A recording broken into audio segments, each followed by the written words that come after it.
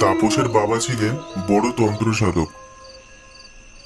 বাবার কাছ থেকে সাধনার কিছু রপ্ত করলেও তাপস এখন সংসারে, কিন্তু রোজগার পাতি তার কিছুই নেই, সংসারে চলে না। বউ তাই খুব বিরক্ত। একদিন খাবার জোগাড় করতে পারো না, কি করতে বিয়ে করেছিলে? সাধনা হচ্ছে সাধনা। দেখো, আমার তন্ত্র সাধনা নিয়ে কোনো বাজে কথা বলো না। এই যে শোনো, সংসারে বসে না সাধনা হয় না, হয় সংসার করো নয় জঙ্গলে গিয়ে সাধনা করো, যাও। বেশ, তাই করব। দেখিয়ে দেবো আমার সাধনার দম কত। সংসারের অভাবে স্ত্রীর প্রতি বিরক্ত হয়ে সে ঘর ছাড়ছে। শ্মশানে একটা গাছতলায় উনুন জ্বালিয়ে সে সাধনায় মন দেয়। চারপাশ অন্ধকার, বিভিন্ন জায়গায় শেয়াল কুকুর ঘুরঘুর করছে। দেখা দাও, দেখা দাও হে দেবী ডাকিনী, মহামায়া পিশাচিনী চঞ্চলা। মাগো, তোমার সাধনায় জীবন কাটিয়ে দেব, তোমার পায়ে আমি নিজেকে সমর্পণ করছি মা।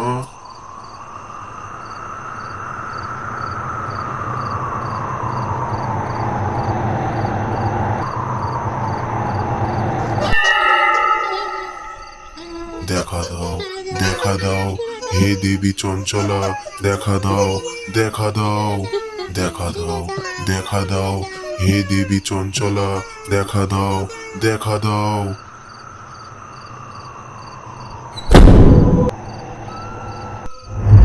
যা যা, তোরা এখান থেকে যা। কি চাস তুই? কেন এসেছিস এখানে? দেবী, দেবী মা, ময়া মায়া এসেছো মাগো, মা। বল বল, কি চাস তুই? মাগো, মা, আমি তন্ত্র সাধনা করে সংসার ত্যাগ করে বেরিয়ে পড়তে চাই।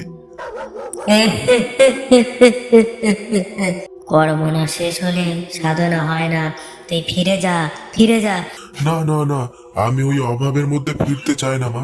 ফিরতে তোকে হবেই, কারণ তোর জীবন এখনো বাকি। যা যা, ফিরে যা। বেশ, বেশ, তাহলে আমাকে অর্থ দাও, যাতে আমার কর্ম করতে কোনো যন্ত্রণা পেতে না হয়। বেশ, তাহলে তুই তন্ত্র সাধনার পথ ত্যাগ করবি তো? হ্যাঁ মা, আমি তাই করব। বেশ, যা তাহলে ওই মরা গরুটা দেখতে পাচ্ছিস, ওটাই নিয়ে যা। ওর গায়ে গিয়ে হাত বোলা। কেন মা? যা বলছি তাই কর। এই বলে সে গরুর গায়ে যখনই হাত বোলালো, তখনই গরুটা উঠে দাঁড়ালো, যেন গরুটা কিছুই হয়নি। হ্যাঁ? আরে আরে, এ তো বেঁচে উঠলো। কিরে, ভয় পেলি নাকি? যা, গরুটাকে নিয়ে যা। এ তোকে সারা জীবন 200 লিটার করে দুধ দেবে, আর সেই দুধ বেচে অনায়াসে তোর সংসার চালাতে পারবি। কিন্তু কিন্তু আমাকে প্রতিদিন রাতে একটা মুরগি দিয়ে যেতে হবে, পারবি? হ্যাঁ, দেবো দেবো। বেশ, তবে মনে রাখিস, একদিন মিস হলে কিন্তু। ভুলবো না, ভুলবো না, মনে থাকবে, মনে থাকবে।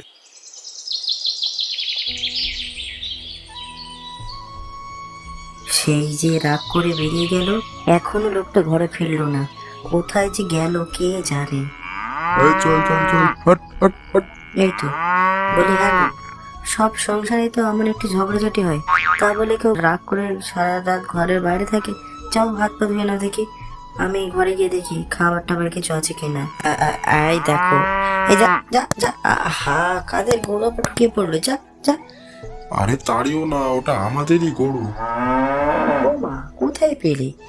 ডাকে এনে ময়া মায়া চঞ্চল মায়ের দান। তা এমন গরু ঘরে থাকলে গৃহস্থলে কোনো অমঙ্গল হবে না?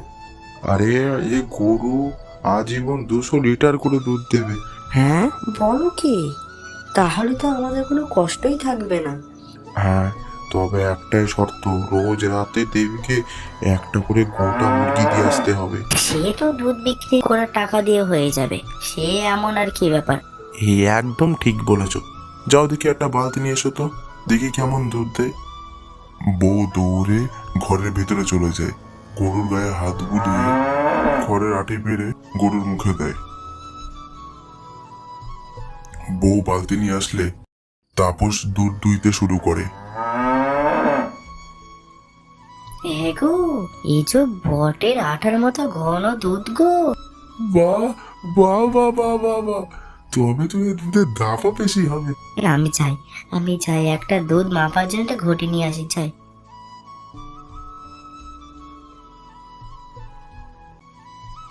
গো, এই যে বটের আঠার মতো ঘন দুধ গো। বাহ বাহ বাহ বাহ বাহ বাহ, তবে তো এর দুধের দামও বেশি হবে। আমি চাই একটা দুধ মাপার জন্য একটা ঘটি নিয়ে আসি, চাই।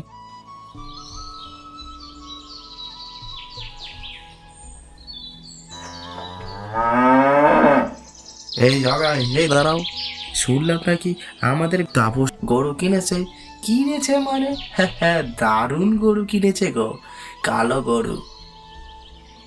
গরু দুধ শুনেছি নাকি খুব ঘন আর মিঠা হয়। হ্যাঁ, এই তো দেখো তার দুধ নিয়েই যাচ্ছি।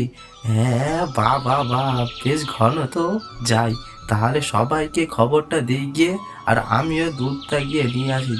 যাই। তাপসের দুধের প্রশংসা গ্রামের মুখে মুখে ছড়িয়ে পড়ে। আরে বাবা, আমরাও তো দেবো নাকি, সবাই একটু কম করে দাও গো। আরে পিসি, কোনো চিন্তা নেই, সবাই পাবে। প্রতিদিন 200 লিটার করে দুধ দেয় এই গরু। বলিস কি রে, 200 লিটার? বাবা, কি গো, কত হলো? 350। বেশ, এখন খেতে দাও দেখি। হাট থেকে আমার মুরগিটা কিনে নিয়ে আসতে হবে। হ্যাঁ, এই যে দিয়ে।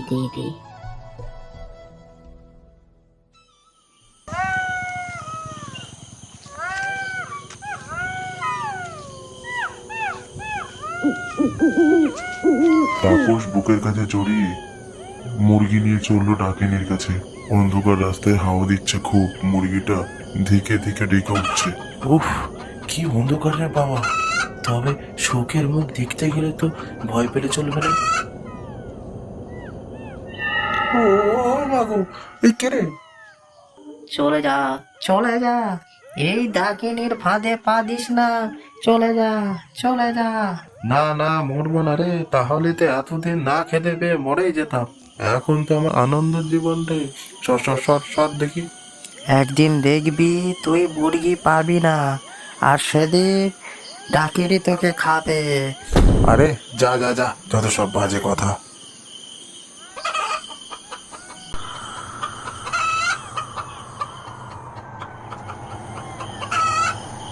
মাগো, এই তোমার মুরগি।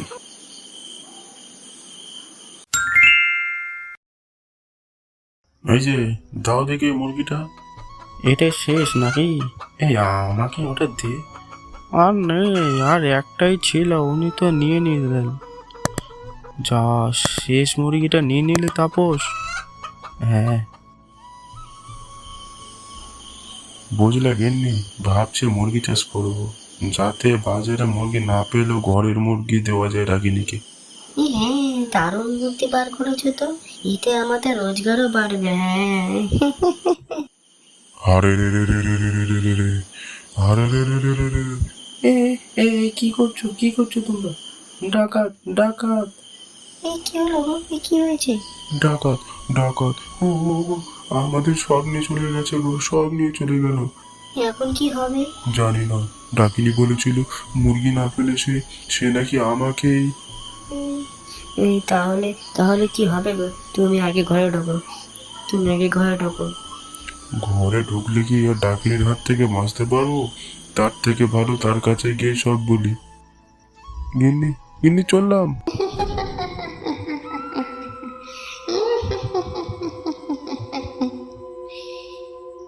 উফ, তোরা চুপ করতে, একটু চুপ কর তোরা। কই দে মুরগি দে। মুরগি নেই মা, ডাকাতি হয়ে গেছে। মুরগি সব ডাকাতরা নিয়ে গেছে। আমি সব শুনতে চাই না। একবার আমাকে ক্ষমা করে দাও মা। ক্ষমা? ক্ষমা? তন্ত্র সাধনের ছেলে খেলা? কি ভাবিস তন্ত্র সাধনা থেকে মুক্তি দেবে? খুব লোভ তোর। গরুটা পেয়ে তোর মুখ চকচক করে উঠেছিল সেদিন, বুঝতে পারিসনি যে সবই ছিল আমার খেলা। ওই দেখ দেখ ওরা কারা। এ কি এটা তোমার লোক? আমরাও তোর মতো এই ফাঁদে পা দিয়েছিলাম, তাই আমাদের আজ এই অবস্থা। আমাদের বারণ শুনিসনি, ভয় দেখিয়েছিলাম তাও যাসনি। এখন তোর অবস্থাও এরকম হবে।